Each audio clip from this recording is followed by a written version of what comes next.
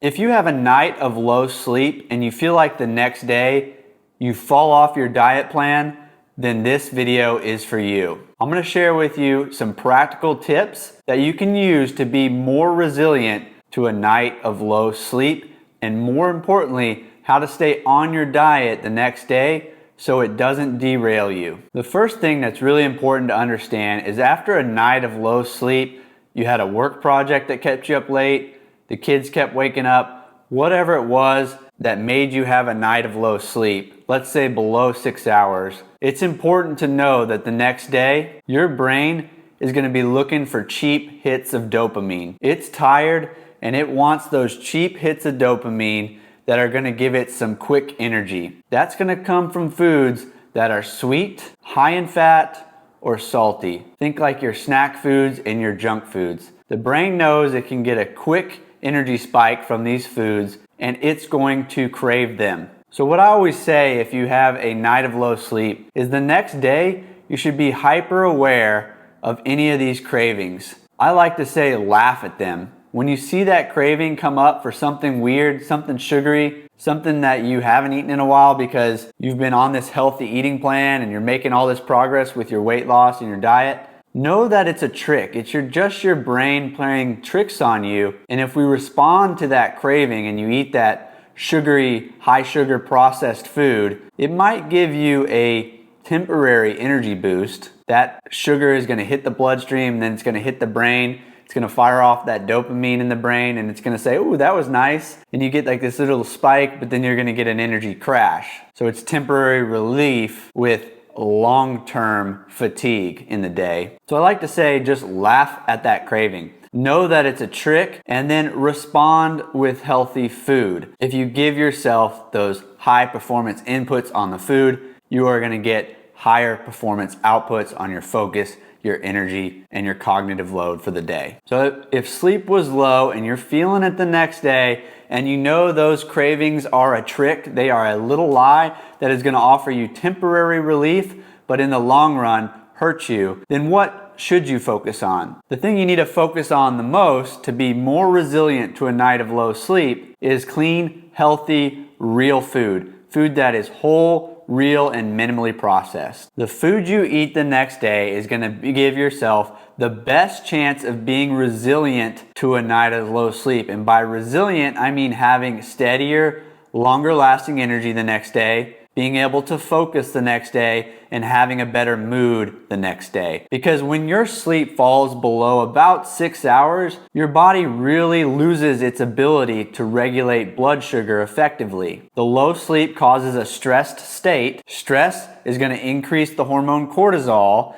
and what that does is it knocks out your blood sugar regulation to where you're not as good at regulating it as you would normally. So this means that the next day after low sleep, if you eat any processed carbs, refined flour, high sugar foods, snack type salty foods that have that refined flour in there, you are going to throw your blood sugar on a roller coaster. It's going to go up higher than normal and it's going to crash higher than normal, and it's going to take longer to come back to baseline. You know, up here is brain fog, difficulty focusing. Down here is irritable, moody, shaky, not being able to focus. And right here in the middle is where you want to sit after meals as long as possible. You know, you want that steady, stable blood sugar. It kind of looks like rolling hills as you move throughout the day instead of big spikes and dips. Because when it's steady, you have stable energy. You have the ability to focus, you have the ability to have that natural energy feeling throughout the day, you have a more positive mood, and overall you're not being controlled by the food you're eating. Instead, you're using food as fuel. So the goal to be more resilient when those blood sugar systems are knocked out is to really focus on whole, real, nutrient-dense foods the next day. You want to make sure you're building your meals around quality protein. You want to make sure you're including quality carbs only, things that are carbs the way they come from the earth. Fruit, potatoes, beans are a great one for this. You want to include lots of veggies in that meal to get some quality fiber. And then you want to build it with some healthy fats, things like avocado, nuts, etc. When you have a balanced meal from whole, real, minimally processed foods, blood sugar stays more stable after eating and stays there longer, and that is what's going to help you be more resilient to the low sleep. The other side of that is that whole real food versus processed food is going to give you way more micronutrients, vitamins, minerals, antioxidants, and that's also going to help your system be more resilient to the low sleep. So I want to encourage you to double down on eating the good stuff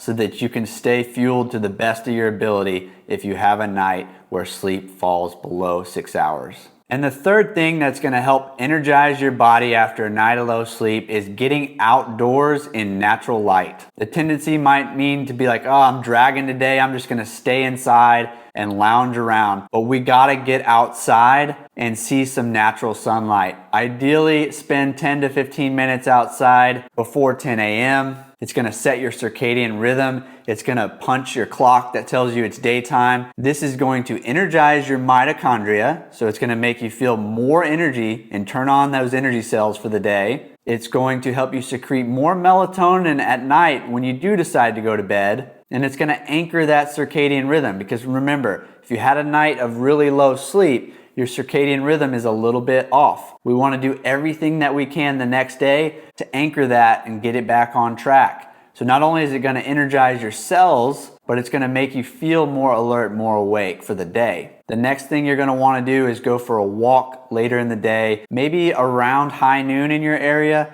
1 o'clock, 1 p.m., or take a break in the afternoon from work and go for a walk while the sun's still out and get that natural light in your eyes, get some natural vitamin D. It's going to boost up that immune system that is a little bit suppressed after a night of low sleep. And that is going to give you more natural light during the day and help you drive that contrast in your brain of this is daytime, so that when you take that light out at night, your body's going to say, this is nighttime. It's going to drive a higher quality sleep the next night.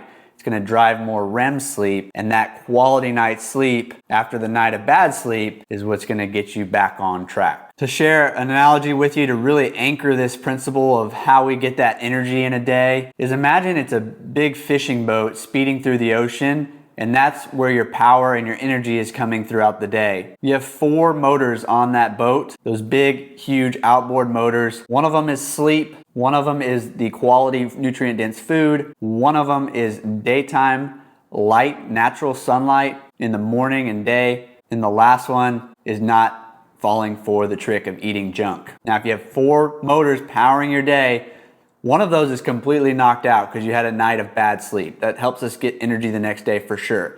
So if you're running with one less engine, why would you knock out another one by choosing poor quality food the next day?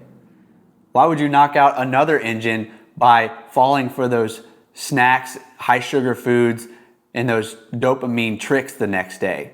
That's going to leave you with only one engine left to try to get across the ocean, and it just doesn't make sense. So after that night of low sleep, if you want the best chance of being more resilient, being more energized the next day, being more focused, know that any sugary cravings that pop up are just a trick. It's short-lived energy. It's not long-lasting energy. Focus on whole, real, nutrient-dense foods and create a balanced plate at your meals. Get outside in the morning and midday for some natural light to turn on that cellular biology that says it's time to be awake and help you sleep better the next night. And if you do those things, you're not going to mess up on your diet. You're going to feel great the rest of the day, and you're going to keep moving ahead, keep making progress. And that is what I want for you. I appreciate you joining me. I hope this video helps you with your own health goals and things that you're trying to accomplish with your physique, your weight loss, and your health. And I'll see you in the next video.